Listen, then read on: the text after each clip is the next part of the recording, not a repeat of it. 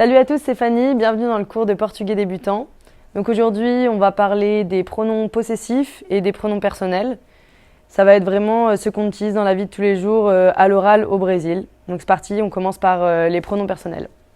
Bon, ça va être très simple. Donc pour commencer, vous avez le singulier. Première personne du singulier, c'est je en français, ça va être eu en portugais.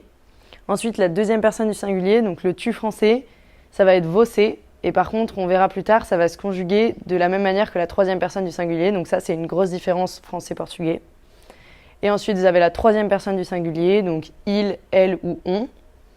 Ça va être ela au féminin, ele au masculin et a gente pour le on français. Et enfin, donc on a le pluriel. Vous avez nous français, première personne du pluriel. Donc ça va être nos en portugais. Après, vous avez vous qui va être vocês. Et pour finir, vous avez donc la troisième personne du pluriel, il et elle. Ça va être elis au masculin et elas au féminin. Et ensuite, on va parler donc des pronoms possessifs. Donc vous avez pour la première personne du singulier, mon, ma, ça va être meu et minha au féminin. Après, tout va s'accorder, donc je vais vous montrer avec des exemples.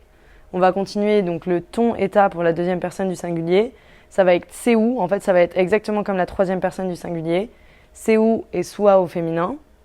Donc son et ça, c'est seu et sua au féminin, exactement pareil.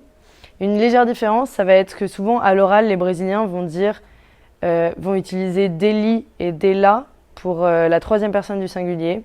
Donc deli c'est le masculin et dela c'est le féminin. Ensuite pour le pluriel, vous avez donc notre pour la première personne du pluriel, ça va être nosso au masculin et nossa au féminin. Votre, ça va être vosso et vossa.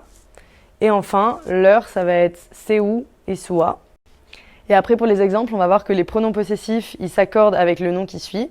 Donc par exemple, si on veut dire ses livres, ça va être seus livros, parce que livros, c'est pluriel.